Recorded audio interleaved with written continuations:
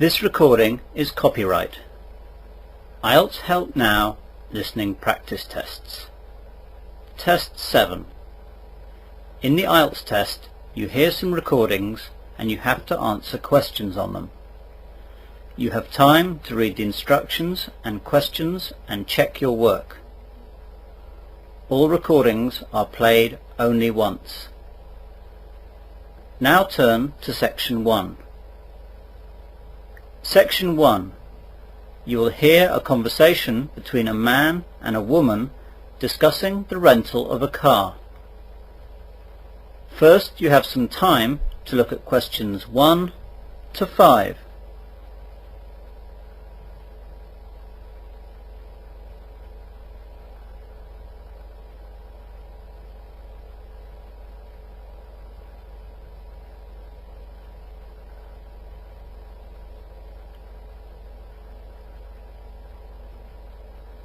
You will see that there is an example. This time only, the conversation relating to this will be played first. Good morning, sir. Welcome to Cheapy's Car Hire. Can I help you? Yes, please. I need to rent a car. That's no problem, sir. When would you like it? Tomorrow morning. Let's look then. Today is the 6th of August, so you'll need it on the 7th of August.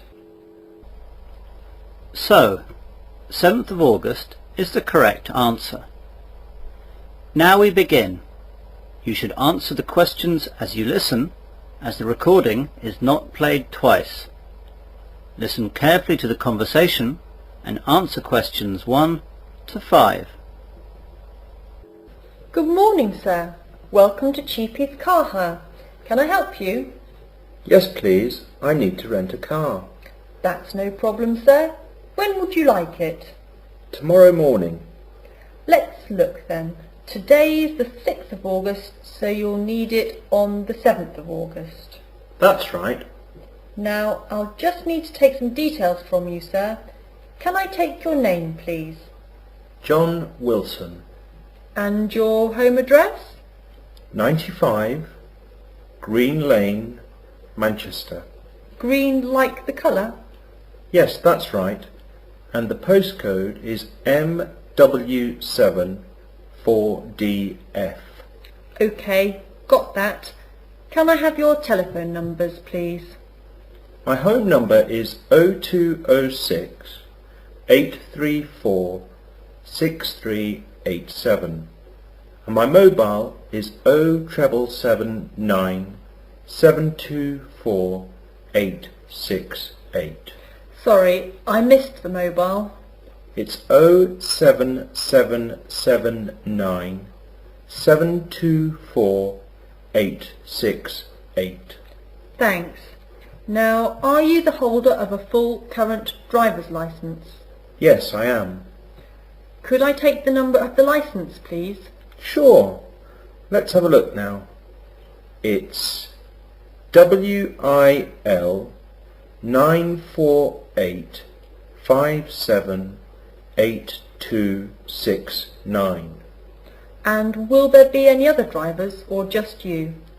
Only me, please. OK, you said that you wanted the car tomorrow, but how long will you want it for? Well, tomorrow's Friday the 7th, and I want it for the whole weekend, so I'll bring it back on Monday morning. I'll have to charge you for all Friday and Monday, sir. That's okay. Good. Now, what kind of car were you looking for, sir? I'd like a fairly small car, as I'll be driving a lot around town, and a smaller car will be easier to get around and to park. Yes, that's true. Well, I've got small sizes in the following types of car: a Ford, a Renault and a Toyota. They're pretty much the same, though the Toyota is in a cheaper price category. I'll take the cheapest one, please. And we can offer you a petrol or a diesel model with that car. Oh, in that case I'll take the diesel, as that will be more economical. Before the conversation continues, you have some time to look at questions 6 to 10.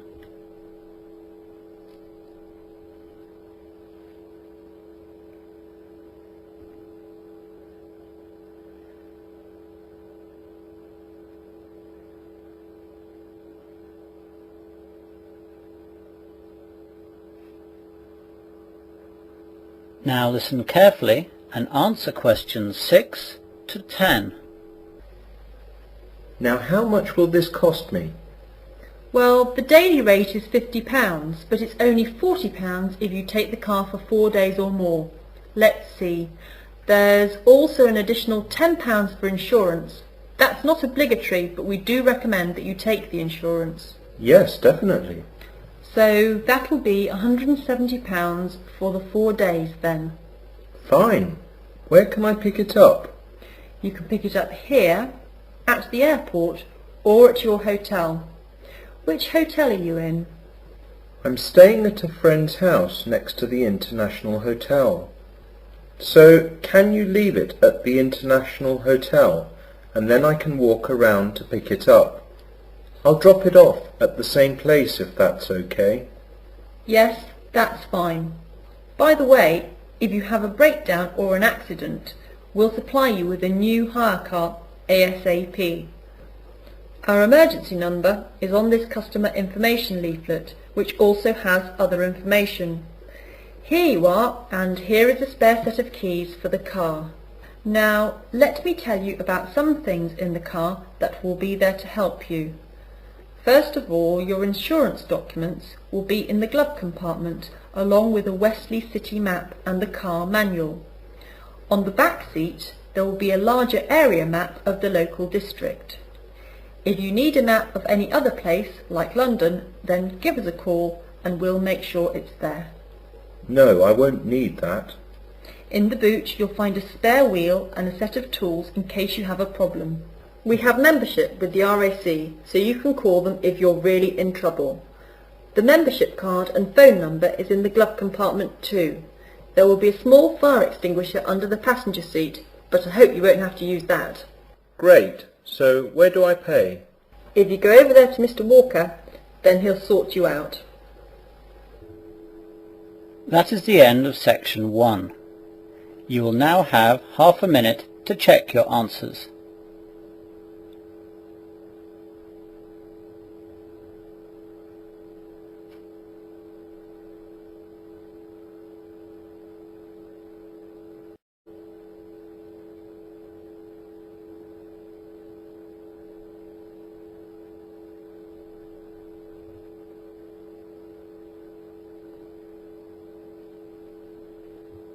Now turn to section 2. Section 2. You will hear the Master of a University Hall of Residence giving a short introductory talk to new students at the University Hall of Residence. First, you have some time to look at questions 11 to 15.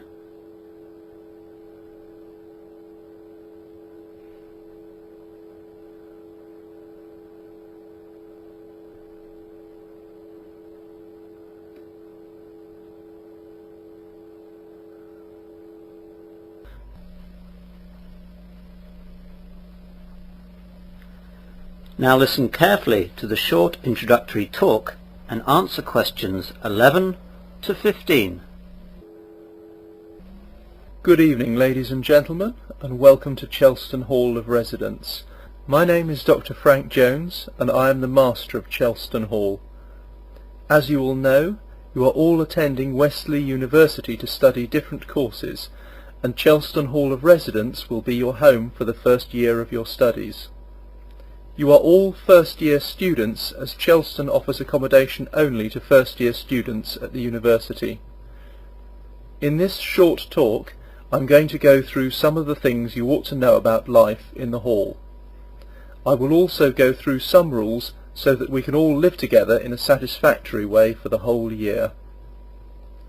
First of all, I would like to go through the eating arrangements. Chelston Hall offers full board accommodation, so there will be breakfast and dinner every day, with lunch also available at weekends. You are not obliged to go to the meals, but they will be there if you wish to take advantage of them. In fact, it would be a waste of money not to, as you are paying for the food in your hall fees.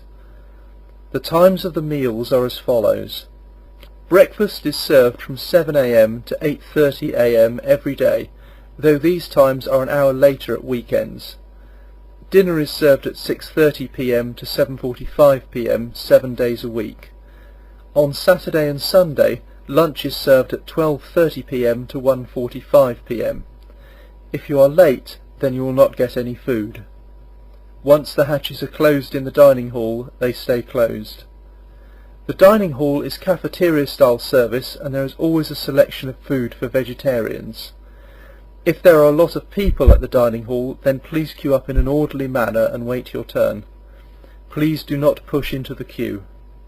At the end of your meal, please take your tray over to the side tables and put your dirty plates and utensils in the appropriate places. We do have kitchen staff, but they are not your servants, and we expect you to take your own dishes and cutlery off the table. Rudeness and incivility to the staff will also not be tolerated. Each evening after dinner there will be coffee and tea available in the common room until 9:30. Again, please do not leave cups lying around, but put the dirty ones back on the trays provided. The coffee service will be discontinued if the common room becomes an untidy tip. Other facilities that we have here on site are a TV room and a self-service laundry. The TV room has one set which can receive the regular channels but no satellite channels. The laundry room has 8 washing machines and 8 dryers. These are all coin operated. You will need £1 in 2 50-pence pieces for one wash. The dryers take 20-pence pieces and will run for 15 minutes on one 20-pence piece. We recommend that you buy a box of washing detergent at the local supermarket, but you can buy individual packets of washing powder from a vending machine, provided it has not run out. One individual box from the machine is good for one wash. You now have some time to look at questions 16 to 20.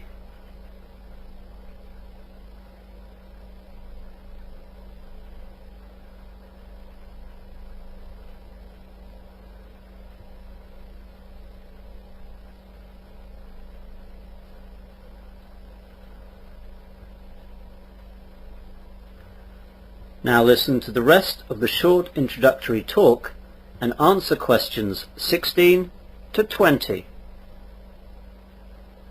As you will know by now, the hall is divided up into corridors with 6 rooms attached to each corridor.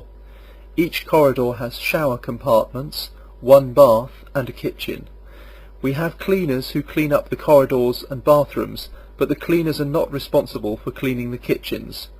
So if you want to cook something in addition to the food we provide, then please clean up your dirty pans and plates yourself. If any kitchen gets into too bad a state, then it will be closed and locked up for the remainder of the term. Any dirty dishes or pans that are in the kitchen will just be thrown out. By the way, as you will also know, the corridors are co-ed, so you will need a reasonable amount of consideration and modesty moving around to the bathrooms and back. Another important issue is our fire drill. Please make sure that you have read the notice which is in every corridor about what to do if there is a fire. It is very important that you know where your nearest fire exit is and where to go when you get out of the building. For example, if you are in Block A, there are 2 exits, and not everyone should exit from just one of these. The assembly point for both blocks is the car park, where your block leader will take a roll call to make sure no one is left inside. We are obliged by the fire service to perform 2 emergency practices every year. Please take them seriously, as if they are not done well, then we shall have 3 or 4 or 5 practices, or however many it takes to get it right. Finally, we have the issue of noise. For a lot of you, this will be the first time not living at home with your family, and you will have access to lots of friends your own age and alcohol.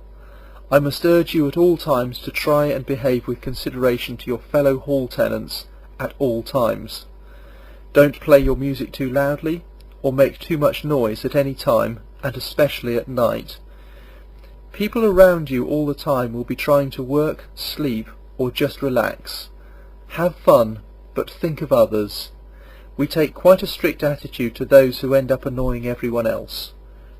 If you are found to be disturbing others in the hall to an unreasonable amount, You will be warned, and if the problem persists, you will be asked to leave. You will not receive any refund of the funds you have paid. I hope that I have not unduly worried anyone. That is the end of section 2. You'll now have half a minute to check your answers.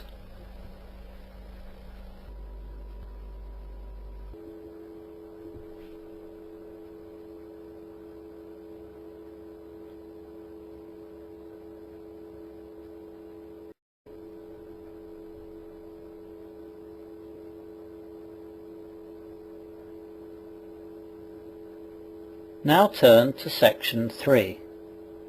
Section 3. You'll hear two students discussing their project. First, you have some time to look at questions 21 to 26.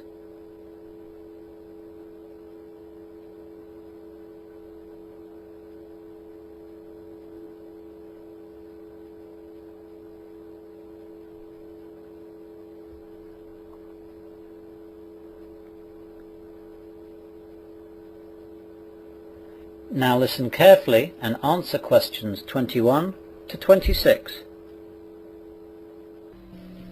Well, Fred, thanks for coming over to my room. Oh, that's okay. I had a lecture near here this morning, so it was easy to come over.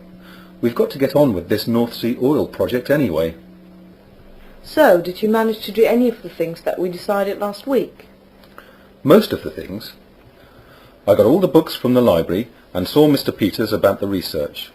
He told me the names of some good sites on the internet where I could find lots of information about the North Sea oil industry safety issues. He's a great tutor, isn't he? Yes, he is. So I checked out the sites and made some notes. What about you? Did you get the information on the background and history of the North Sea oil industry? Yeah, there were loads of information and I've made notes too.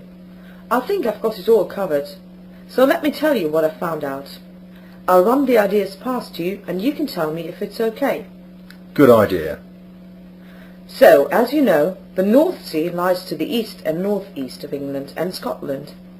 Apparently, the North Sea was long dismissed as a potential source of oil or gas, but over the last 4 decades, it has become the centre of one of the world's most productive energy industries. Gas was actually first found in quantity in the Groningen area of the Netherlands in 1959. This was followed by the first British discovery of gas in the West Sole field, off the coast of East Anglia, by the BP drilling rig Seagem late in 1965. Actually, the first accident was on that rig too. Anyway, sorry. Go on, Judith.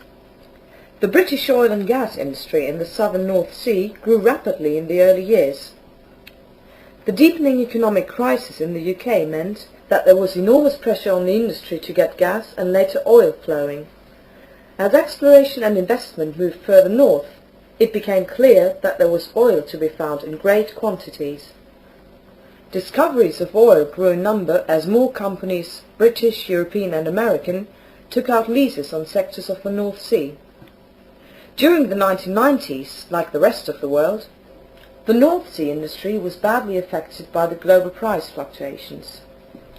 Nevertheless, production grew and peaked around 2000-2001. Now, the North Sea is regarded as a mature province on a slow decline. That's about it for now. I'll put more detail into it when we do the presentation. You know, statistics and all that. You now have some time to look at questions 27 to 30.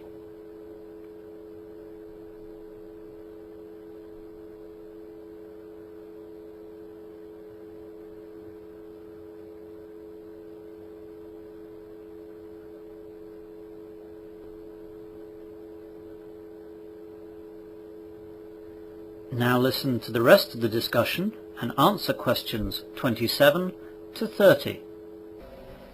Yes, you've done a good job. Shall I do the same then?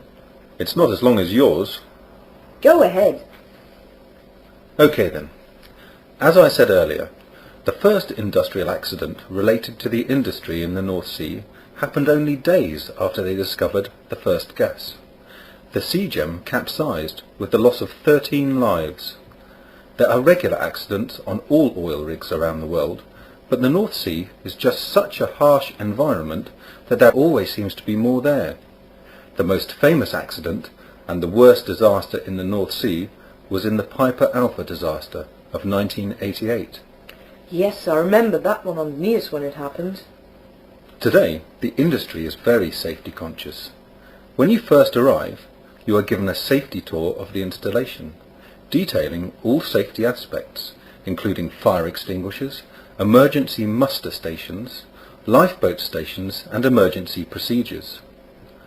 You will be introduced to the rig safety program. Everyone attends weekly safety meetings and daily pre-tour meetings. The weekly meeting is an in-depth look at industry-wide safety news and other safety-related issues on the rig. Companies share safety information with other companies throughout the industry. This helps to avoid repeated incidents. A fire and boat drill is often held on the same day, which involves a mock fire and a mock abandon the rig exercise. The pre-tour meeting is usually a description of the work carried out when you are off shift, the work you will be doing, the work others are currently doing that may affect you and any other relevant issues of the day. Accidents do still happen, as in every industry.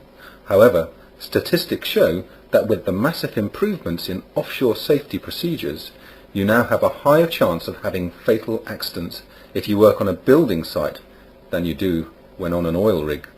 Well, that's all from me. I'll add lots of details too. Okay, well let's plan what we have to do next. That is the end of section 3. You will now have half a minute to check your answers.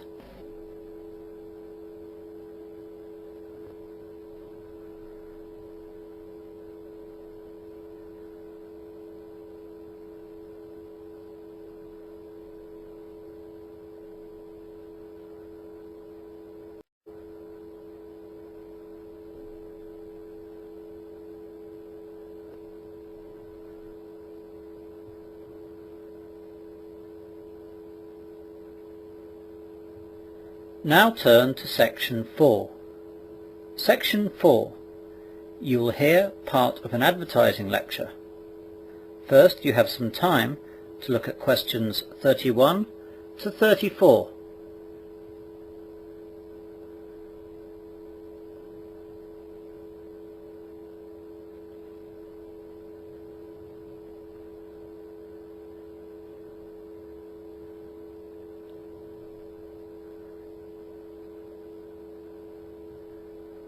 Now listen carefully and answer questions 31 to 34.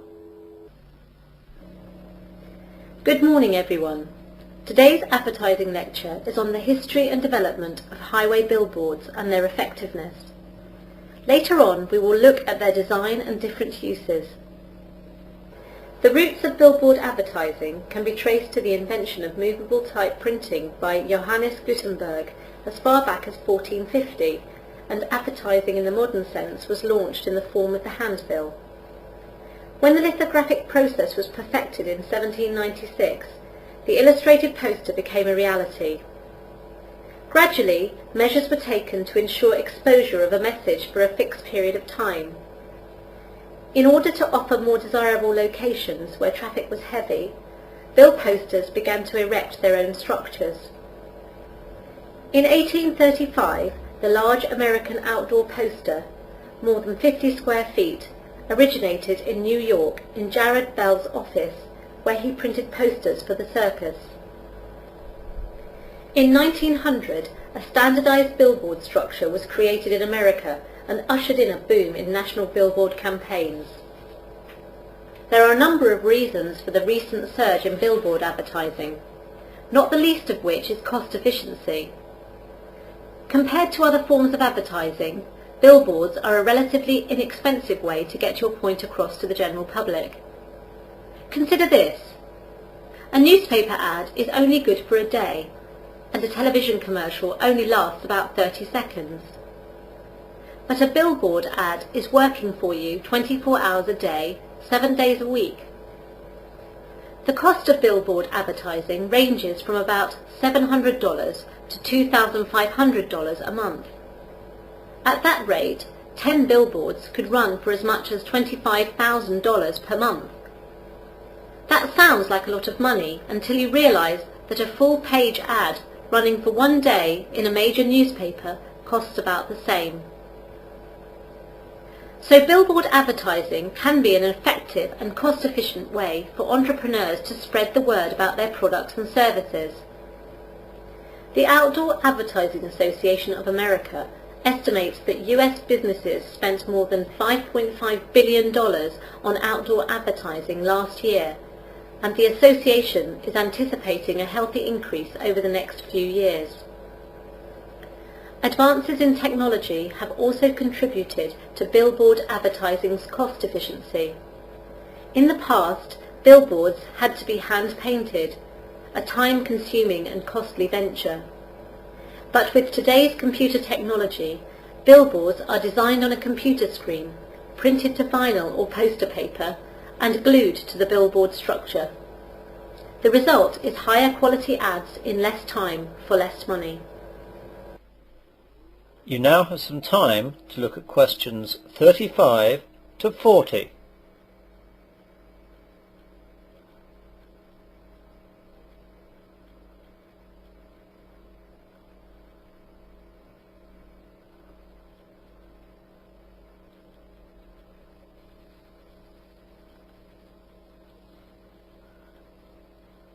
Now listen to the rest of the lecture and answer questions 35 to 40.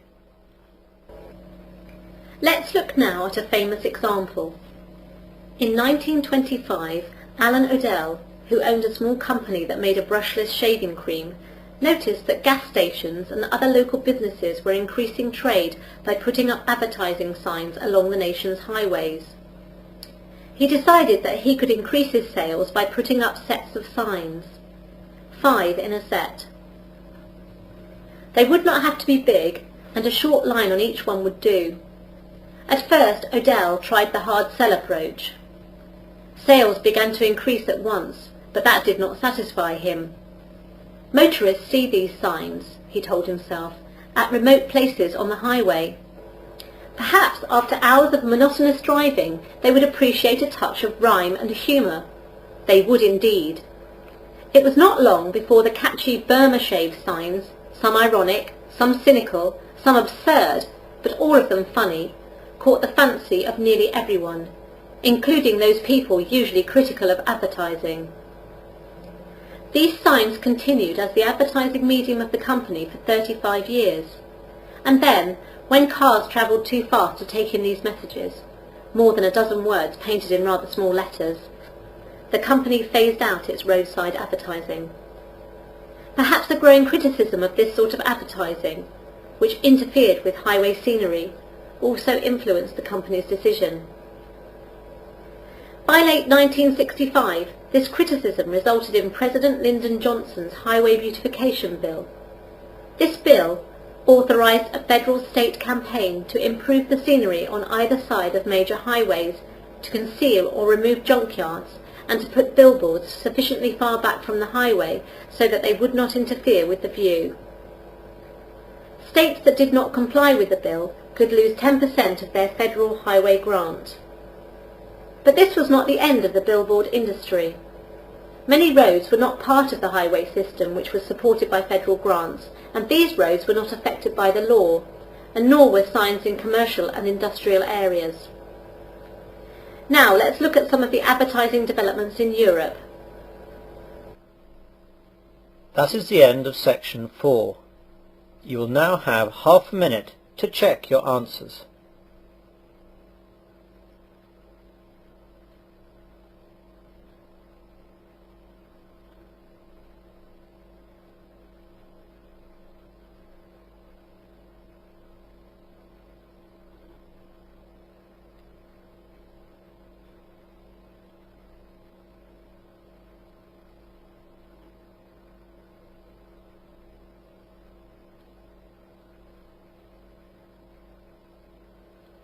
That is the end of listening test 7.